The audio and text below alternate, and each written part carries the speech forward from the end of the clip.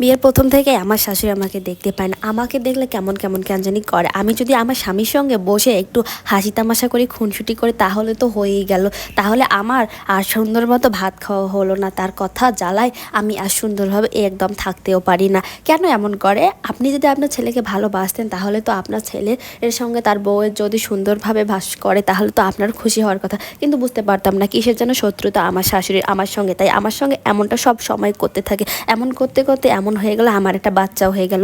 আমার যে বাচ্চাটা হলো, আমার বাচ্চা হওয়ার কথা শুনে আমার শাশুড়ি একদম সুখী হয়নি। কেন যে আমি তো দেখেছিলাম অন্যান্য শাশুড়িরা নিজের বউয়ের বাচ্চার কথা শুনলে প্রচুর পরিমাণে আবেগ আপ্লুত হয়ে যায় এবং বাচ্চা নিয়ে কত আদিক্ষেতা করতো, কিন্তু আমার বেলা ঠিক উল্টোটা হয়ে গেল। আমার শাশুড়ি কোনটাই করতো না, বরং আমাকে দিয়ে সব ধরনের কাজ করাতো। এই প্রেগনেন্সি অবস্থায় আমাকে দিয়ে এত পরিমাণ কাজ করাতো যা বলার মতো না। কীভাবে যে কী করতাম কিচ্ছু বুঝতে পারতাম না, কিন্তু তারপরে মনের মধ্যে একটা সাহস ছিল যে না, আমাকে সব কিছু করে যেতে হবে, আমাকে আমার সংসারটা করে যেতে হবে।